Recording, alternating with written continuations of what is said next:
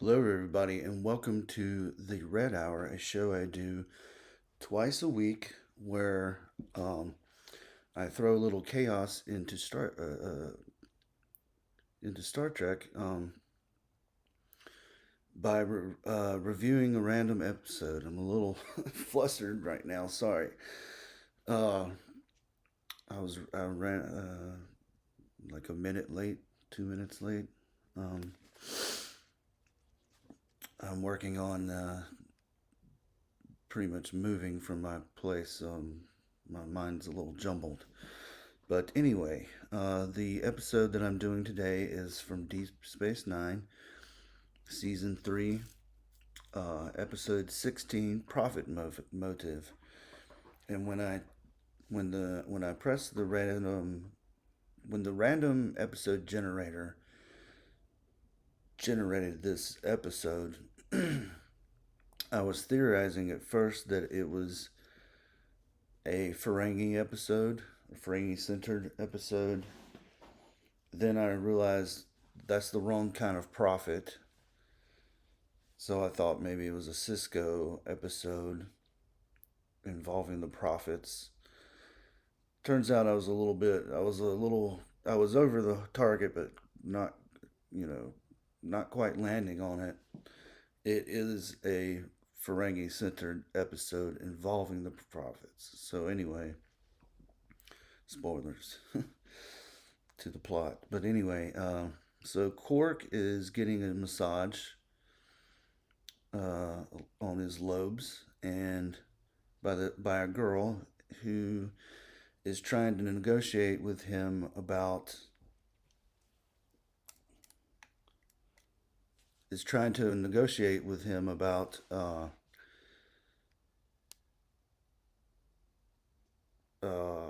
self sealing stem bolts. That is, say that 3 times fast. And he's she's trying to sweeten him, and all of a sudden Rom enters and tells him that this something that they have to leave right now. Something really important is happening, and we see the Nagus show up, and he puts down his luggage and all this stuff, or his servant does, and he Quark says to Rom, "What is he doing?" And Rom says, "It looks like he's moving in." So that's the beginning. That's the teaser, and then we get to credits and theme. So then Bashir's in sickbay, and Cisco calls him and says to report to the some. I guess it's sort of like their version of the observation deck. I forget what it's called. And he says they congratulate him when he walks in, and he's wondering what he's being congratulated for, and that he's been nominated for the Carrington Award, which is a prestigious medical award in Starfleet. And there's 5 doctors. There's Bashir, and then 4 others. One is a Vulcan. One's from Nairobi, so another human, or presumably human from Earth, and some other ones. And he didn't think that it was possible that he could be nominated, and Dax says that she nominated him, and Kira says that he did really good work on biomolecular replication. Doesn't really say anything. He just kind of leaves. He says, oh, "I gotta go. I'm busy. Got to do something." And so then we see him and Dax on the turbo lift, and she's like questioning why isn't he so proud. He should be proud of himself, and he should be thankful, and things like that. And he says that usually when you don't get this award, when you're young. You have to be much older, and it's one of those things that you've achieved over a lifetime. That, and he points to one of the nominees that was like 100 and something, and people, when that they got nominated, they were saying that that was too early, too young, and he doesn't think that he'll win. So he's basically trying to, downplay the whole thing. So then we see Quark wake up, and he's in Rom's quarters, and he there's like a mess all over the floor.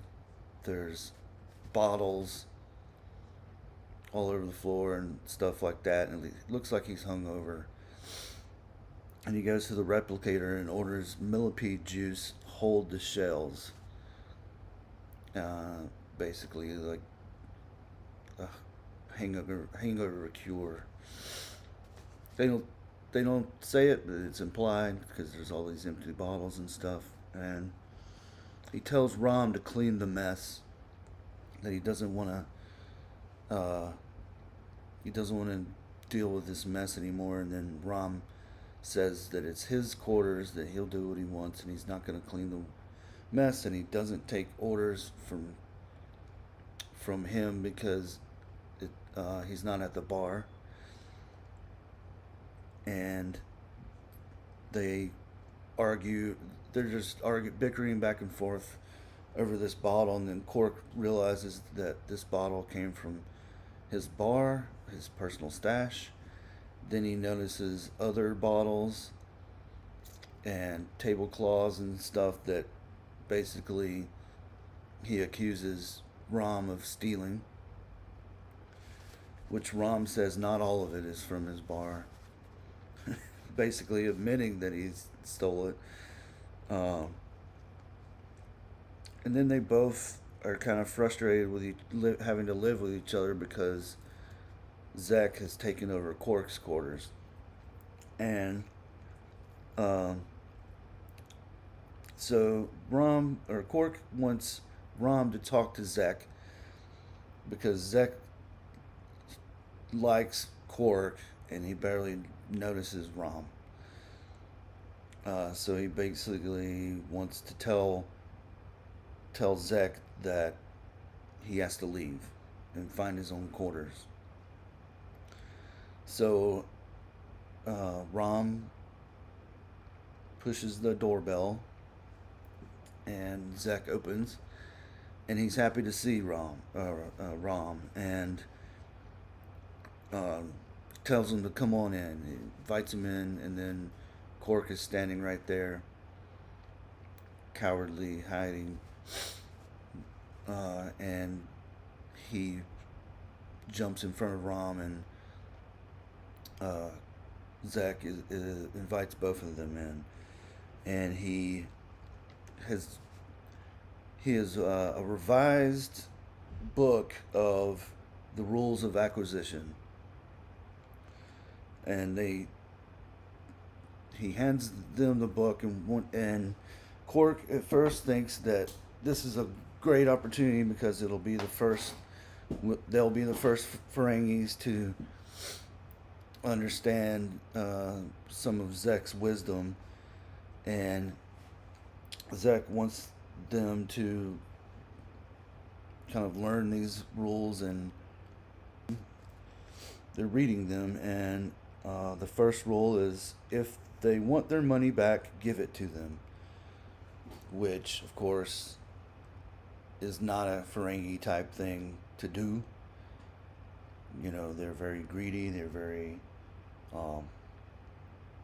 profit motivated, and so then Quark has Rom read some more, and all the rules are just basically, but it's like opposite world, opposite bizarro world for them.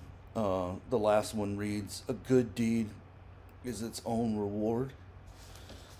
So yeah, this is not something's wrong here. So at first, Quark thinks that it's a test, and that maybe there's some sort of code. So he tells Rom to read the first word of each rule, and it spells out some nonsense. I forget what it said, but it was just nonsense. So it's not a code. It's not a code. Then Quark thinks, well, maybe it's all part of the plan, and that we should just. He tells Rom, just act as if we know nothing, and Rom says, I can do that, brother. Um, we should have Rom, the actor playing Rom, should go out and do a wrestling thing. Let me tell you something, brother. Let me tell you something, Mean Gene, brother. Anyway, so that's kind of a funny line, because Rom is kind of dumb anyway. So Zek, so back at Quark's bar, Zek buys a round of drinks for everyone, which Quark asks him what for, and he says because it'll make them happy. And then the the self-sealing stem bolt woman has arrived with her family, and they're ready to do the purchase, but Zek kind of ruins Quark's plans, and he is gave it to them on a discount, and or told her where she can find them on a discount. So Rom is confused, and then Zek tells Rom to come with him, that he tells him his plan. So then we see Julian and Miles playing darts, and Julian is a little off. He hasn't played in a while, and he's thinking about this award. And Miles brings up the fact that the best bet is on some other person, and basically just kind of messing with him. And then it messes up his game even worse. And they had this conversation about the award. And then at the end of the conversation, Bashir turns to Miles and says, how long is Keiko going to be on Bajor? A bunch of Ferengis setting up the station, which is called the Ferengi Benevolent Association, which Zek is going to put Quark and Rom in charge of, and that it would basically any kind of grievances that the Ferengi have. It's like a charity, basically.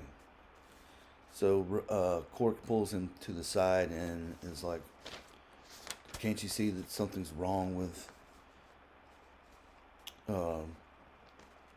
Zek?" And then Rom tells him that Zek had told him that it's time for the Ferengi to move beyond greed. I mean, move beyond greed, and Quark is like, there's no moving beyond greed. And so yeah, Rom is excited. He wants to be a part of this new plan, but then again, he's obviously doing an examination. He gives him a bar of gold pressed latinum as like a thank you. And Quark is like, and you tell me that there's nothing wrong with him. And then he says he invites him to a ceremony that's going on the next day at the Bajoran's shrine, where he's going to give them a gift. And Quark asks what kind of gift, and he says it's a surprise. So then we see Quark and Rom don't give gifts. So it's very unusual. Then we see Zek's servant, the big guy, I forget his name, and he has also into the shuttle. So they go into the shuttle, and in the co-pilot seat is we see an Bajoran orb, and this is a missing orb that Zek had came across um, through, I think they said trades with the Klingons or something like that. So Rom wants to look inside of it, and Quark says no, and they're struggling and they're fighting over it, and eventually it opens up, and Quark sees this vision of Zek, and Zek is sort of saying all these nonsense things that kind of reminded me of Yoda in Empire Strikes Back. That's what it kind of reminded me of. And then he says sometimes eventually the answers fall in your lap come from the sky or into your lap or something. And so he's having all these visions, and then the visions end, and Quark realizes that Zek wanted to see into the future, so he went to see the prophets because he knows the prophets do not experience linear time. And he breaks into. He forgot about this. He breaks into Zek's logs, personal logs, and figures out that Zek had gone into the wormhole and spoken to the prophets. So he has a plan. So he grabs. So then we see Odo approaching Bashir and talks about how he has a friend of a friend of a friend of a friend of a friend in Starfleet that is saying that Dr. Wade, who's the front runner to win, is not going to win. Basically, there's rumors going around that it's not that Bashir might have a chance.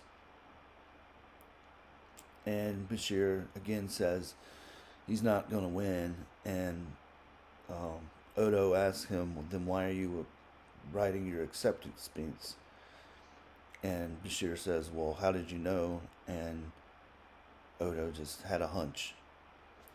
So anyway, we see the big guy kidnap, or they get. So Zek is doing calculations in his office, his makeshift office, um, talking to somebody about selling grain at a fair price and something like that.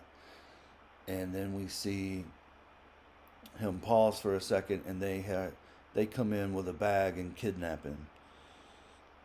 So they put Zek back in the shuttle, and Quark is going to fly him back into the wormhole. And the orb is called the Orb of Wisdom. So he asks Zek how he was able to talk to the aliens, and he said, well, if you open the orb, they generally don't like to be disturbed. So he opens the orb, and the prophets show up, and they are asking him questions, and in the way, they ask in a weird way, and they kind of speak in rhymes and riddles, sort of like Yoda. And he eventually figures out that these are the prophets. It's not the people that they're representing.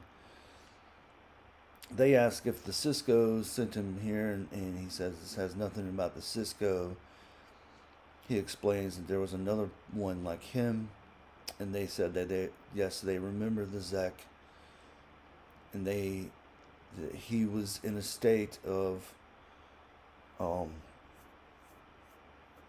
he was talking about prophet and how he was very prophet oriented, and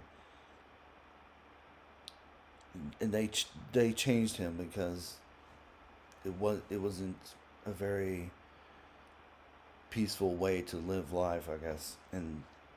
Well, and Quark says that they de-evolved him, and Quark wants them to change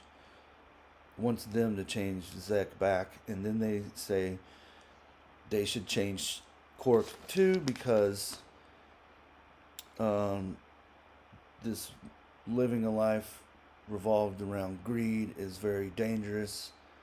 It's harmful. He says that a life without greed or ambition, people would just lie around doing nothing. There'd be no motivation. They'd starve to death because they wouldn't go out to hunt and kill, and to hunt and bring back animals to eat and things like that, uh, and so and then he was basically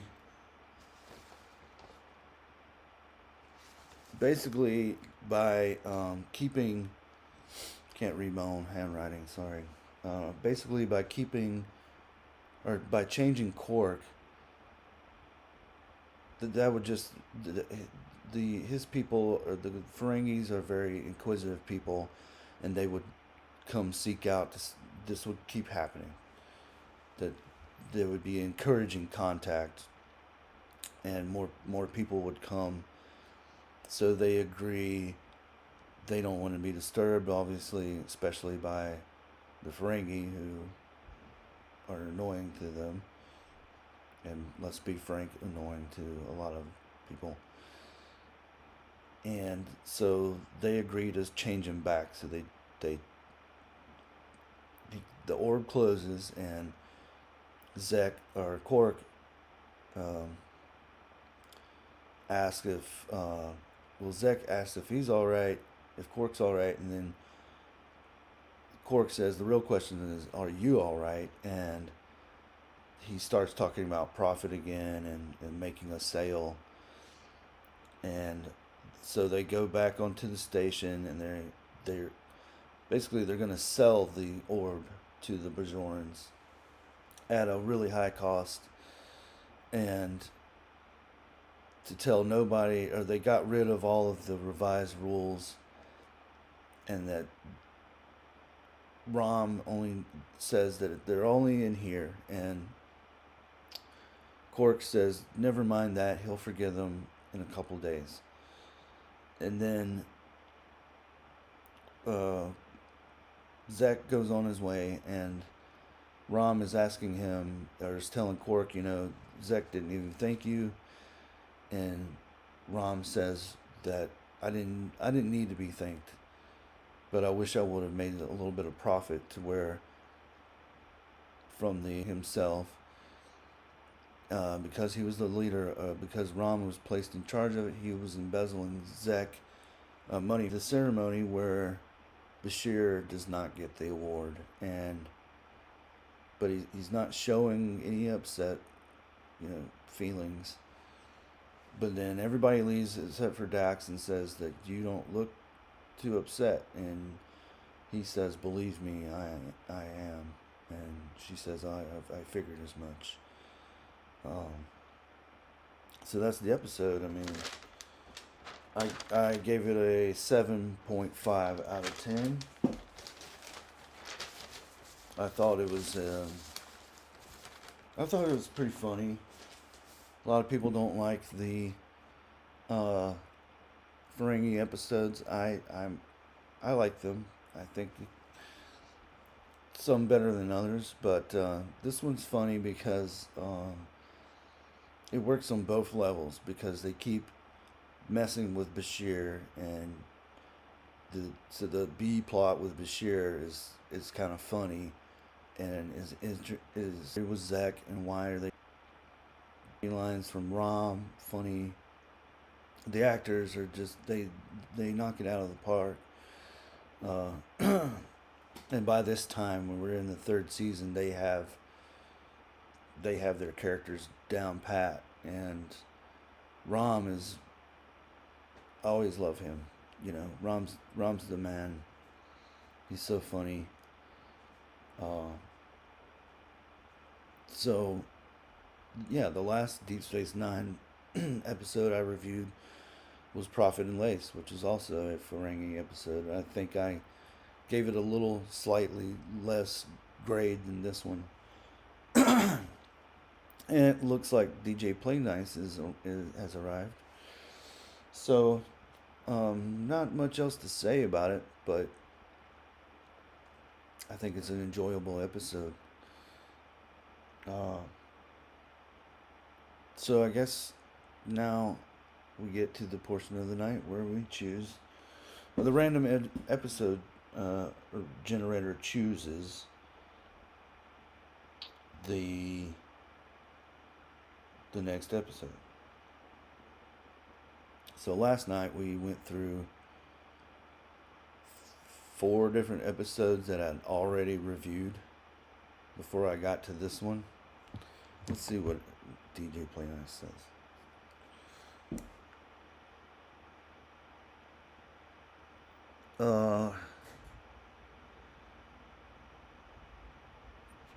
Push the thumbs up button, share out live, reload the show when it ends. Don't forget to leave a comment, and yeah, it only takes a moment and it helps. And he says that he's late. It's okay, brother. Brother? It's okay, brother. That's my Rom impression. Uh, so I knew that this one would be a quick one because it's just a comedy episode. Star Trek is not a comedy, but it can do comedy episodes. All right, so nothing has changed on my end. Still on that one. So let's press the randomize button.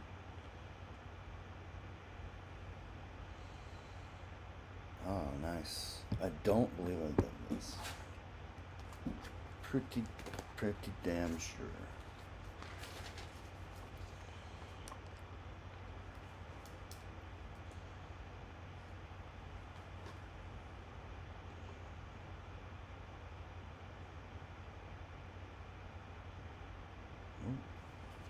So we have one of the best episodes of Star Trek ever from season 1 of the original series, episode 8, Balance of Terror.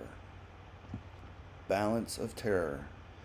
So I will be back next Wednesday, same bat time, same bat channel, 8 o'clock Eastern Standard Time, PM.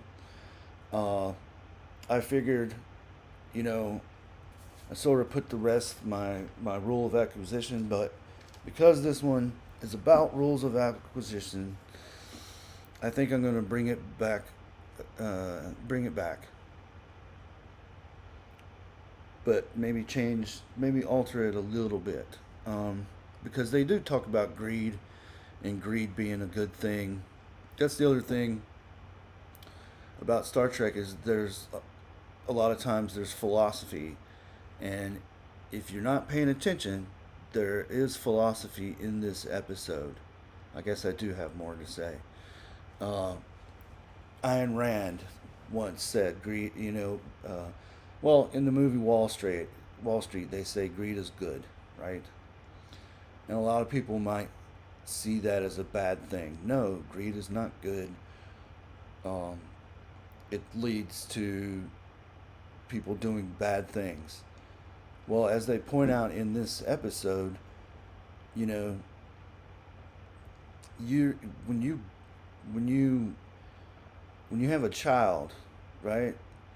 You're kind of greedy, right? You want to feed your child. You want your child to have a good education. You want your child to go on and do great things. You want great things for yourself. But they break it down in this episode to basic instincts like hunger. If there was no greed, if there was no ambition, there would be no motivation for people to do great things, to even go out and hunt. I think Cork says. So philosophy, and I think Ayn Rand talked about it too. I've never read any of her books, and you can call me a Nazi for bringing up Ayn Rand. Go for it. Leave it in a comment. It helps. uh, but So I'm going to sign off with my rule of accusation that I came up with long, long ago. Number 502. Greed is good, but it's also dangerous, which the prophets also say that it's dangerous. Um, Proceed with caution, I guess. So I want to thank DJ Plain Ice for showing up. Anybody that watches this in the future, anybody that's lurking, I'm here Wednesdays and Thursdays, 8 p.m. Eastern Standard Time, to review random episodes of Star Trek. And I'm not counting Kurtzman Trek. Have a good night.